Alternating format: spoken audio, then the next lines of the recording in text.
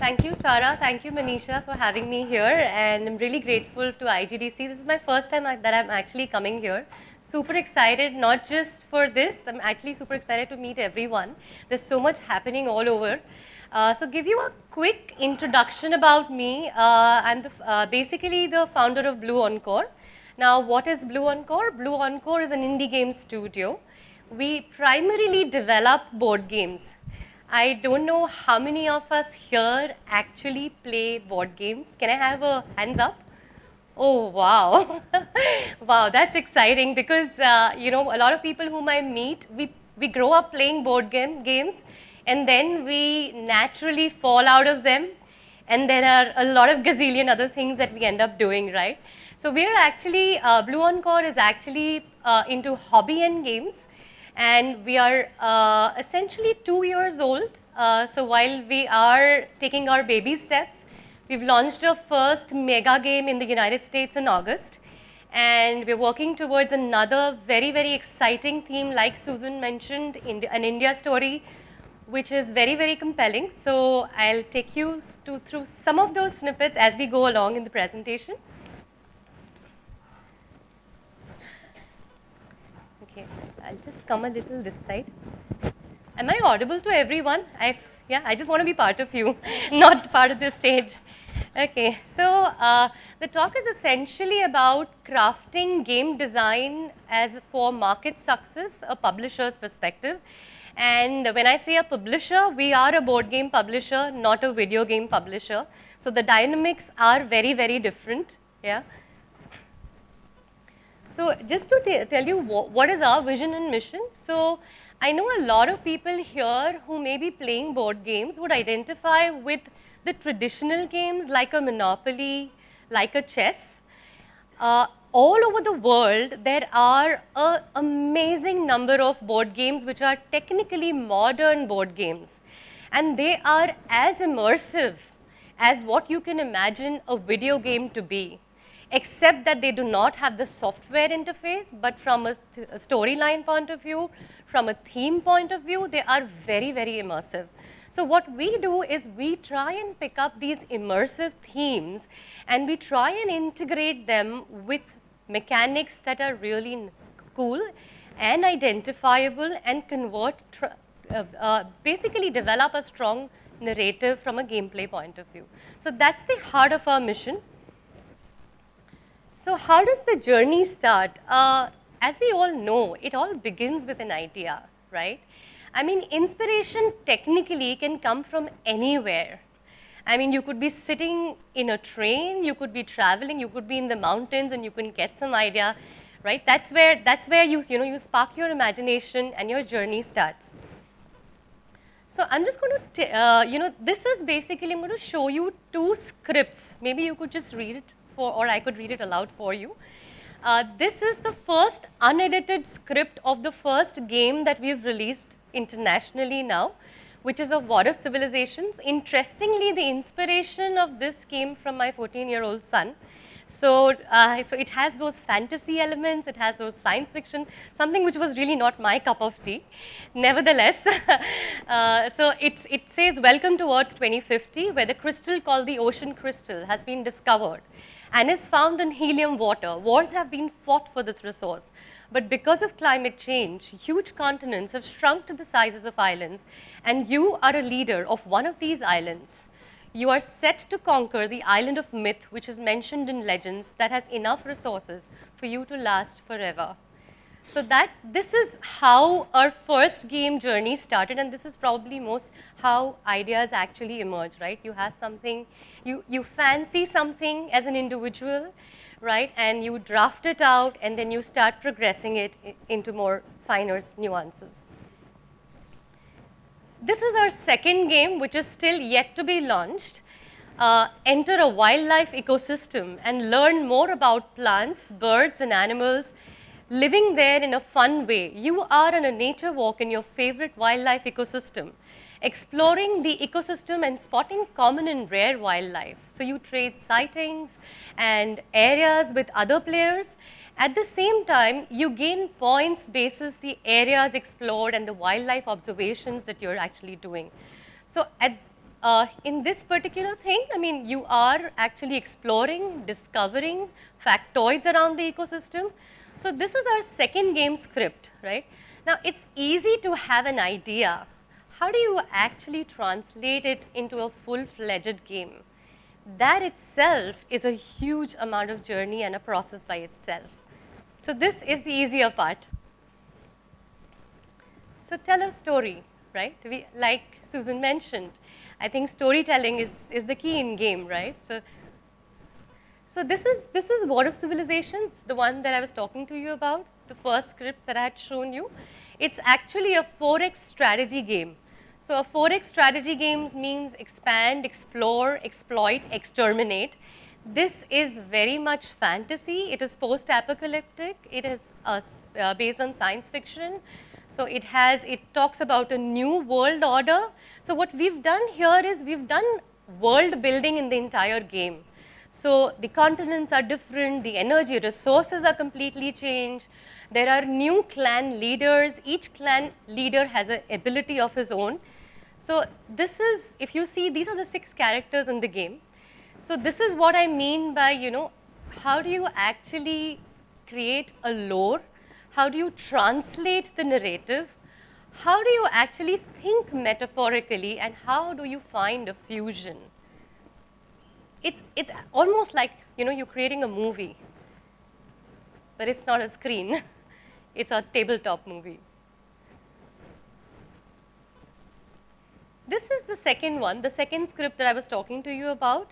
This game is currently under playtesting. This is around, it's called Biomes of Nilgiris. It is a very, very divergent theme that we've actually taken up. It's a nature-based theme. It has exploration around it, it has biodiversity, and it has conservation. So Nilgiris is one of, not many people are aware that Nilgiris is one of the top 10 biodiverse hotspots in India. So what Susan was mentioning, that India story, what we wanted to do here was actually to come up with something which is modern and yet compelling. So we showcased this game at the United States in August in Gen Con, and some of the people there did have visited Nilgiris, but some of the people actually asked me that, is Nilgiris a real place? So Nilgiris has around 3,000 species. It is one of, the more and more that we are working on the game, we are like just discovering, my God, no, people have talked about, Amazon, they've talked about Congo, they've talked about Indonesia, but I don't think Nilgiris and many other wildlife ecosystems in India deserve a mention. So that's what we are planning to do right now with this game. And also just to add what Susan also mentioned, right? I think somebody also had a question that how do you fill in for something that you don't know, right? So we have actually empaneled and onboarded an ecology expert to guide us through the content veracity of the game. So I am not an ecologist, but I definitely understand games, right? So I don't want to be wrong on a particular thing that we are saying, that this is a certain issue that is there in the Nilgiris. How real is our story? So we are working with a content expert. Not only that, we have also actually onboarded a specialized botanical illustrator.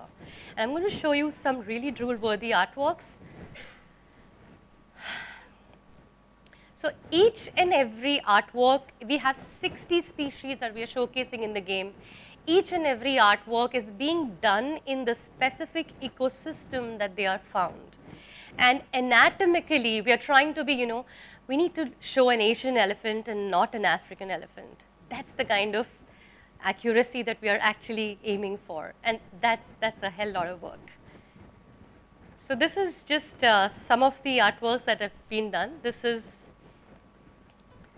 I don't know how many of us even know these animals. I shouldn't have had the names there.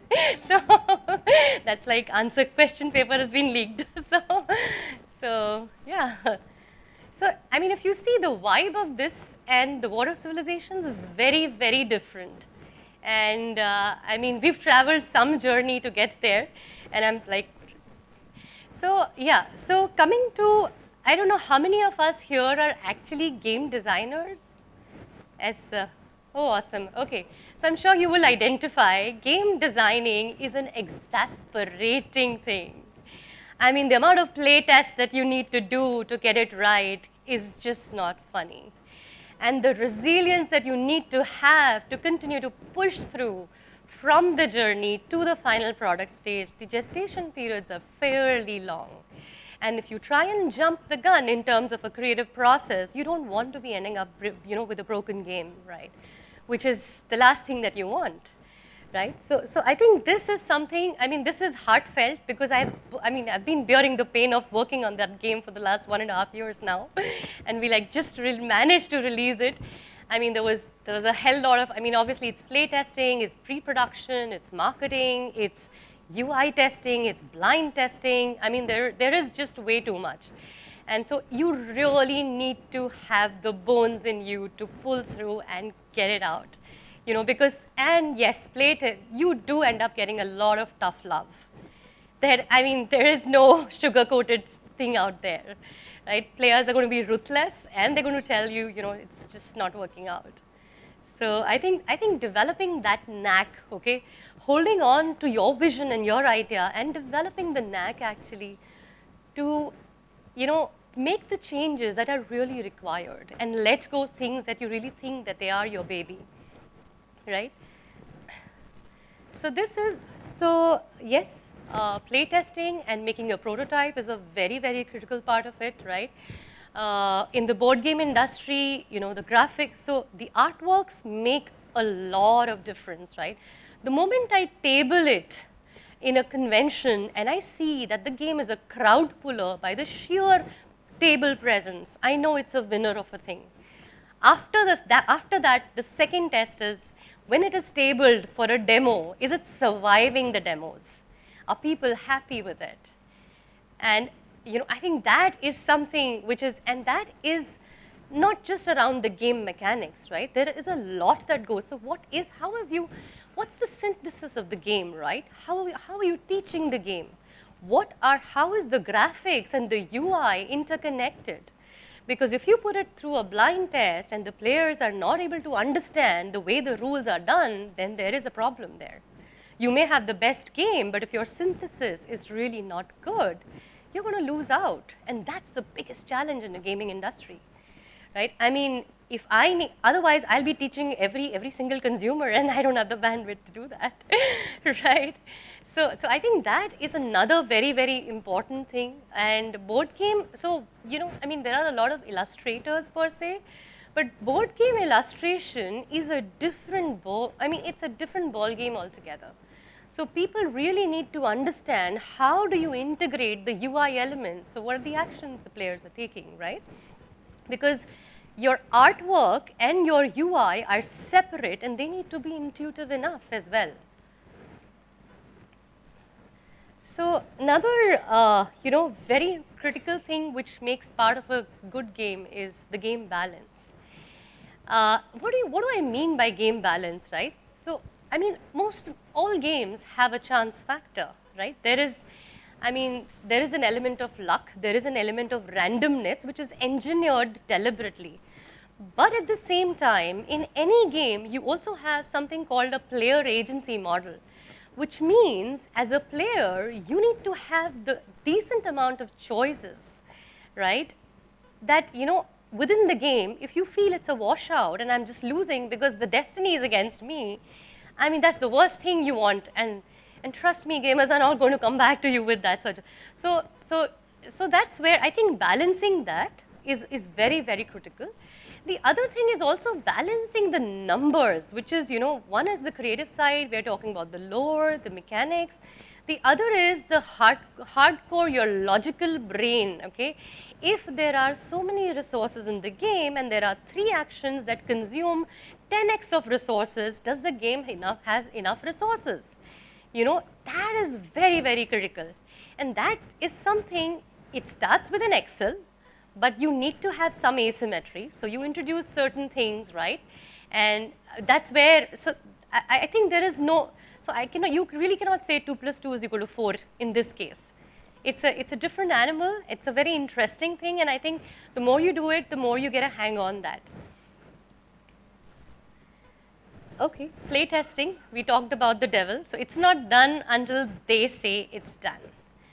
So your playtesters, right, say, and that is honestly the toughest part, to accept and see what is working and what is not working without getting carried away. So the way we do is, so we do a lot of physical play testing, we do a lot of online play testing. The only reason we do online play testing is because it allows us to move far beyond our catchment area. It allows us to reach out to global audiences, which is so, so important, right? And physical play testing, on the other hand, you understand how players are interacting with the components. Online play testing is an important thing, but it also has its own limitations. You know, whether the setup time is at a sweet spot or no, are the tokens unwieldy, a lot of things. So we do a combination of both, and I don't think, I mean, online I'm not a great fan of, but you really need to do, because that's the only way you can reach out to more people, and you can reach out to a game, I mean, an audience of gamers, etc. Okay, this is, so I spoke around the synthesis, right? Writing rules with precision or writing precise rules. Now this is something, this is itself is a skill. So typically, and what is interesting is that, you know, I mean, you can always hire a content writer, right? But the guy needs to know your game. So someone who is the game designer still needs to write it to the T, and it's not just the basic rules. For any game which moves slightly in the medium category, there are a hell lot of edge cases, right? What happens if this is the scenario? What happens if this is the scenario? So I think for those edge, so the moment you start writing, like at least on this one, I realized that when you start writing your own thing, you actually start anticipating what rules, what engine is actually clashing with each other. And certain things which you are ironing out actually during the playtesting stage, there are certain things you can actually iron them down even at a writing stage. And this does take time. And I mean, this is a skill, and this can be the reason why your game is successful or a failure. So, okay, this is, we want to create the best intelligent game, but it has to be fun. So if gamers don't like it, they don't want to play it, it's, you know. Having said that, I do want to say that, see, it will never be possible to satisfy everyone, right? So the knack that you develop as a publisher and as a game designer as to what is working and what is not working and what are the things that you really want to touch in the game is something completely onto you. Also, each game has its own audience, right? So you need to be clear. If you are trying to make something for everyone, that's going to be a tough one. So if you know who is your audience, therefore you know whom to listen to. And I think that is also a very important filter, that is a qualitative filter that we use. It is a judgment, right, that you develop over a period of time. So game development readiness, obviously there's a game theme that we spoke of. We spoke of game mechanics. Yes, you need production partners. Without production partners, the game is just in theory. Then, okay, one big thing is the logistics partners, because shipping cost internationally can be a bomb. It is not can be, it is a bomb. So, okay, playtesting, game artworks, game commercials. So these are just a few steps, I mean, the things that go on into game development as far as the board game industry is concerned. In terms of, so just to, you know, put it through from an integrating it with the market point of view, you have conceptualization, you have game development where you're actually doing the prototype, you're doing customer validations, you're also doing third-party reviews, and like I said, you need rule-worthy artworks and you need rule-worthy components. And development iteration, it is an arduous, rigorous cycle of a year and a half, depending on what is the weight of the game. If it's a really heavy game, it probably requires more than that. And playtesting, course correction, planning of future expansions at the same time, right? because you know that the lead times are so huge. If you have something in mind and you know basically launch it 6 months later, it kind of really works good, right? Pre-promotion is a big, obviously, I mean, for any industry but games, right? Games rely on education, on how to play, testimonial, third-party reviews, all of that. Pre-promotion is a very important, community building is a very important thing. Each game has its own community.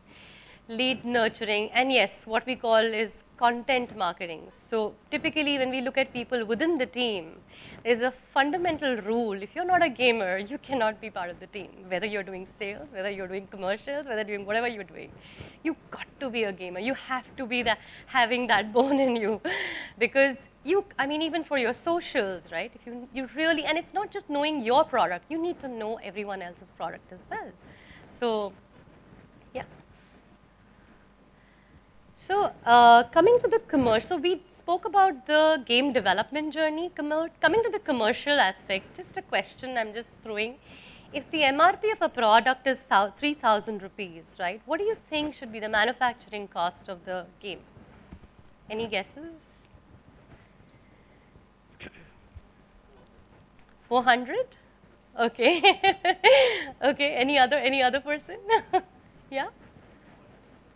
70% of the MRP would be the manufacturing cost. Ooh, that's huge. I would like to become a manufacturer instead of a publisher. But okay, let me just, okay. So what's interesting is, see, think about it. See, you're going to be selling games, you know, directly on your own website. They're going to be selling games via, you know, distributors, retailers. So this typically is putting down the cascade of margins that is given at every value chain of the industry. So if you have an MRP of 3,000, you are shelling out to the retailer anywhere between 30% of the MRP. So that's the discount that you're giving him, because he needs to earn too, right? The distributor, anywhere, I mean, these are ballpark figures. You know, I mean, you could change them depending on at what scale you are. Maybe you can negotiate better. But having said that, this is the large play, right? And there is a fulfillment cost, which is the shipping cost, right? If I'm talking about global operations right now, if you're looking at really local operations, then it's not going to be as high as 20%, but logistics are expensive for sure. Then there is a manufacturing cost. So we've just assumed here as a 20% thing. So it leaves you, if you deduct all these margins, it leaves you with just 300 rupees per game to cover not just your marketing cost, your profit, as I mean, you have institutional costs, your profit, and you need to fund the development of, you need to plow back something to your business, right, at every point in time. So it's a tough one here. So what's the ideal cost multiplier for the MRP of the product? So given that we know that there is this cascade, right, typically the thumb rule is a 5x is a minimum. So if the cost is, you know, 100, then 5x should be the MRP. That's when you can afford all these levels of margins. Having said that, it's not that easy, and it's not that, because at the end of the day, the customer may not be willing to pay a price, right? So you also, so yeah, so, and that probably, I mean, the moment you have a slightly more expensive game, you know, gamers want to actually be sure that this is what I really want to buy. The moment you are in a sweet spot, they'll say, oh, let's just buy it, you know. It's just, so it changes the entire decision making of the consumer. So that's another interesting thing. So what we did, so on the table, there are two game boxes that have been displayed. Towards the end of the talk, I would just like you all to have a look at it. Okay, I'm not telling you which one is the prototype and which one is the final version. You can have a look at it, and you can actually see, you know, maybe, you know, assess which one is looking better, what are, from the point of view of all the points that we actually discussed, right, which is artworks, which is, you know, components, which is, how welcoming is the box and feel, all of that, right? So we used to, the first prototype that we developed for Water Civilizations, we had actually 1,000+ components. So the manufacturer was actually giving it to me at an MRP. So that was a different story. And we actually ruthlessly rationalized the components. And since it was our first game, we did have our own sweet learning curve, and I'm hoping that the second one will be much faster from that point of view. So you can see we managed to cut down the components, yet we still have a hell lot of components. And so, yeah. So what do you think, like we spoke about so many things, right? Game development, journey, commercials, play testing. What do you think is the best way to market a game? Any answers on that? Sorry? Word of mouth, yeah. So, and how would you do that? Yeah, that's true. Yeah. Okay, wow, yeah. Yeah. If anyone would like to interact, I can pass the mic on. You have an answer.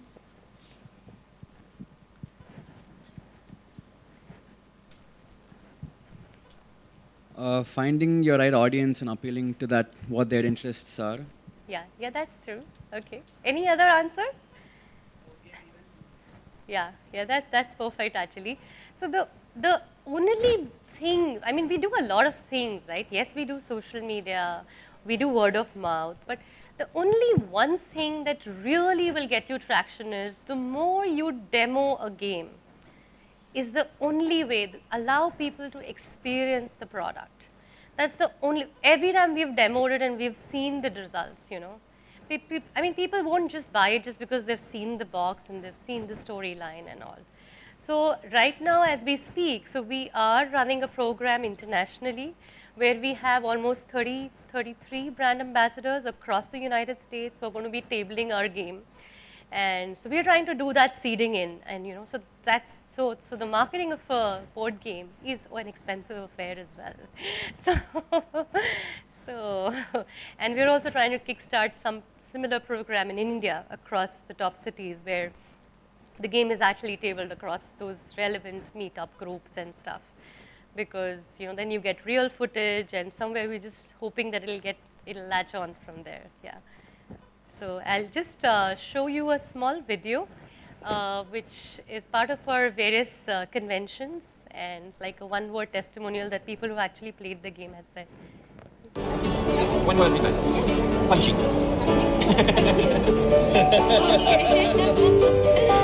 Okay. Quick. Opportunistic.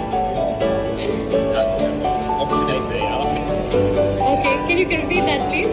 Artistic. So yeah, I just played the first game of this game. Standard player. It's very cool. I really like it. I like the fact that you can play it quite fast. So it's actually one of my first 4X strategy kind of games that I play fully. I won. That makes me even more happy. It's a really fun game. The rules are easy to understand. It's quite intuitive. And yeah, we played the game in about an hour, 3 players, and that was quite fun.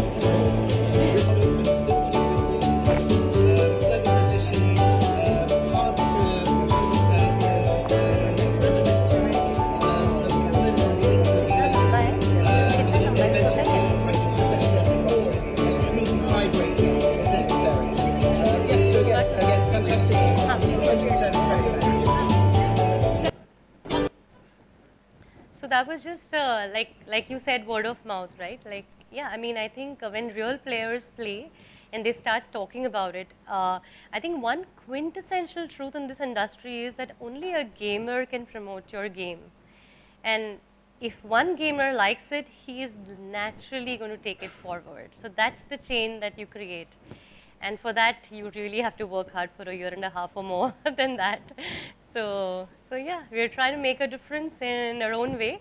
And so that's about it. Thank you. Thank you. So you could have a look at the samples that are there on both the tables. And yeah, any questions, please feel free to ask. Yeah, so I think before, like Shelley mentioned, she has the prototype and the final version of the game displayed. So before you leave, at the end of her talk, at the end of the question and answer session, please feel free to come around and have a look and interact with her. But before that, we have an exciting Q&A. So questions. We have limited time, so just throw them quickly. Hello. Board games rely a lot on the role playing and player's imagination. So how do I make that happen for a player as a game designer? Okay.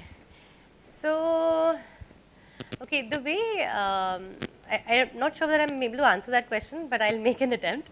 So typically, see, there are two things, right? There is a theme, and then there is mechanics to it, right? Often I hear people saying that, the theme is great, but the mechanics are just too dull. So they're not well integrated, right? The moment you have the two marrying together, I think that is when the experience for the player becomes very transformative. And that's when it's like how in a video game you're transformed, you're totally in there, right? That's when in the game you're actually, when you're true to the theme and the mechanics.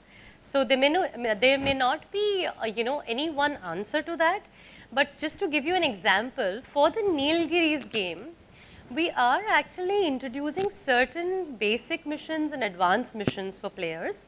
So advanced missions are like, there's a poacher alert and the players need to actually trap the poacher.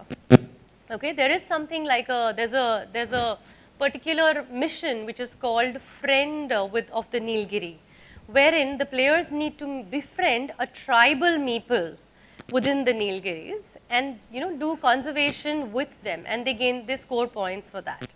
Similarly, we have something like a Nilkurunji bloom. So Nilkurunji is a flower that blooms once in 14 years in the Nilgiris. And when it blooms like rapidly, like the whole mountain you can see actually blue flowers. So we are actually, converting that into game mechanics of propagating the tokens, and the entire map becomes blue and players score for it. So somewhere, I think, how do you engineer content which is not force-fitted? Yeah, I mean, it is seamless and intuitive, will have a good narration and good gameplay as well. So, yeah.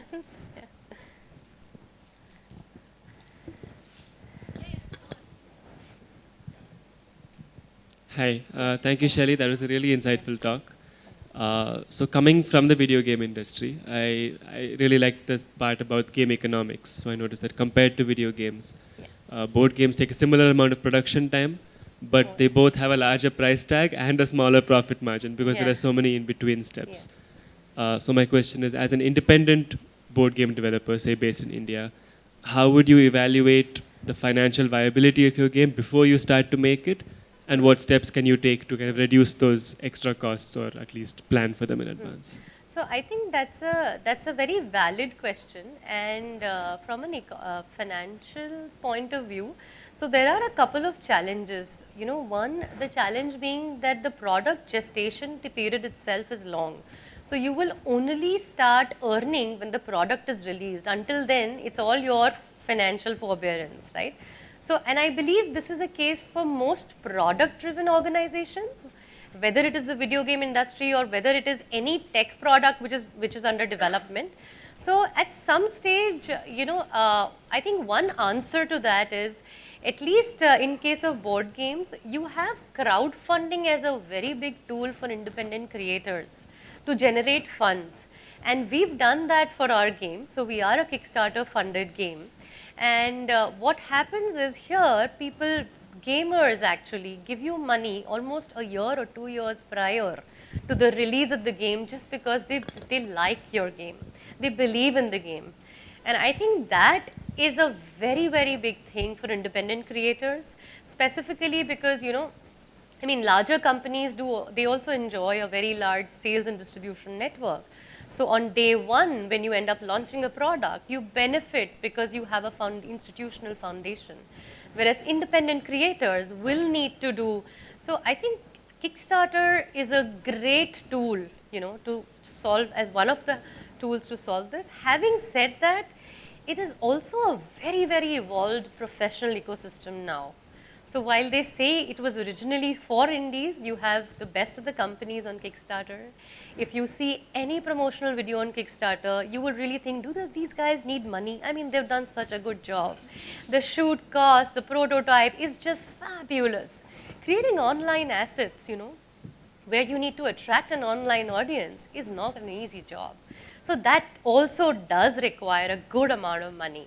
You need to develop the prototype, you need to tie in with your reviewers, influencers a good 6 months prior.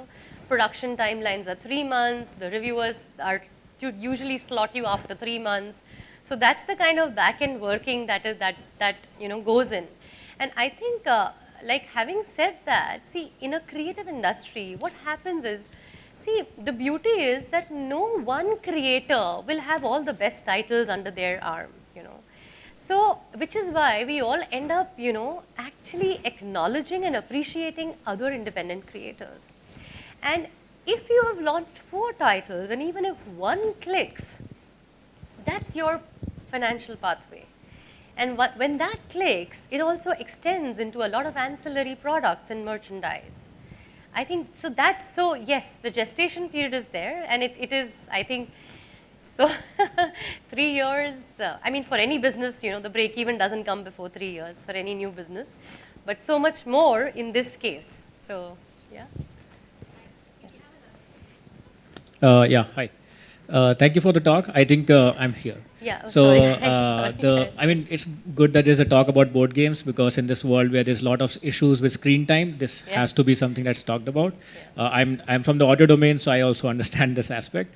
Okay. My question is with regards to the UX versus making the games more challenging. So especially when it comes to blind test and play test, how do you strike a balance between making sure that the UX is not like way too complicated for new gamers or people who are getting introduced to your game for the first time, but at the same time keep it challenging? So has it been like so I'll tell you what, I think the first question to answer that is that who are you actually targeting the game for, right? If it is a light game, right, then I think, because for example, War of Civilizations in particular that I'm talking about, interestingly, internationally, people find it light to medium. In India, wherever we have exposed it, gamers find it medium to heavy. So that's the trajectory. There is the evolution of the industry, and the gamers is also very different. But I think if it is, I mean, to strike the balance, right? See, somewhere, for example, when we started off this game, we had a huge amount of asymmetry in the game. And asymmetry is actually a big thing, and that was very dear to me, I had to let it go because the players didn't like it. They felt it was unfair, and it was also tough doing the balance on that. And so I think somewhere things that are, you will realize in a series of playtests that some things are really not making sense. And if you are really attempting to teach someone for so long and it's not, then there is something is convoluted in the rule. So I think you realize that only when I mean, those moments of truth are multiple in your series of playtests. And that's, but having said that, you do only depending on whom, who is the target audience, right? Because, I mean, gamers typically, heavy gamers, would not want to play light games. So they are very, very, very polarized people. So don't, like I said, don't try to make everyone happy, but know what you are delivering and for whom. So that should have, yeah. Thank you. Hi, my name is Shiven. How do you collect your end users' feedback and analytics, if that's even possible in the physical game? Okay, so I'll tell you, this one is a very tough one because so far, so we do a combination of online and physical play tests, and typically what happens is so when a concept is developed, the first set of play tests happen internally with the team, because you don't want to go in public with a very, very everything is open, then nobody is able to add any value, right? So second stage, what we do is we expose the game only to gamers. We do not go to non-gamers, while they also can potentially provide a lot of insights. It is the third stage when we know that the DNA is 80% there, is when we start doing the, the non-gamer and gamer combination. Now, having said that, this is, this is actually a skill. So we are trying to, make processes like we have Excel sheets, we have feedback forms. But I've seen that the moment I delegate it from me to somebody else and somebody else to some third person, the quality of insights, that come to me, they are not as rich as they would have been if I had personally conducted it. Because, so this is a skill. So we try and look at, people who can run play tests. So fundamentally, the process at the initial stage is very coherent and is conducted by the publisher and the game designer. You cannot delegate it. I wish I could, and which is also the reason that you cannot be working on several projects at the same time. So, yeah. Thank you. Okay, I think we have time for one last question. So, if we can do it quickly, maybe 2 questions. Yeah. Hi, thank you for the amazing presentation. My name is Swapnil.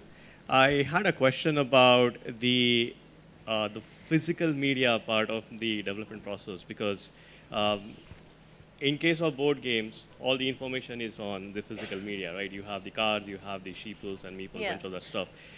So how do you balance that with the manufacturing cost that you have? Because, for example, in case of online games, if I want 70 cards, I can just have an array of 70 cards and display that. But then in case of the physical cards, I cannot just have, I cannot have hundreds of cards printed. Now, in case of the physical media, I have a bunch of options. Like you have the paper boards, you have PVC and stuff like that, because then you can have 200 point, 300 point, or 400 point thick the paper boards, right? So how, when you're actually designing the UI, when you're designing the elements of the game, the physical elements of the game, how do you balance your design with the physical space that you have available? So, so I think 2 things. That's a very good question, because we've actually, so what happens is, see, a lot of publishers, like, in international publishers, the game designers reach out to them, they'll say, I want a card game with 20 cards. That you cannot be cheaper than that. Okay? And which is why everyone in the world wants to do card games. Right? Because it's easier to launch, right? It's just, so somewhere I think to begin with, to have a capping helps. Now it could be, 20 cards plus this, it could be board game. So, and once you know what are the manufacturers, once you've been in the business, then you know, you can actually anticipate and you can cut it down. And I think somewhere, like, a lot of, like, the weight of the game decides the price of the game, right? So depending on the price, because players, I mean gamers who are nerds, they will throw money on any component which is really worth it. And Kickstarters are great spoilers in that sense. There's a deluxe version, there's an exclusive version which only you get and stuff like that. So yeah, I think it's linked to what is the MRP that you're targeting, what is the weight of the game, right? And what is it, I mean, if you are clear, there are people like who've said that, we want to do a card game for the simple reason of the costs.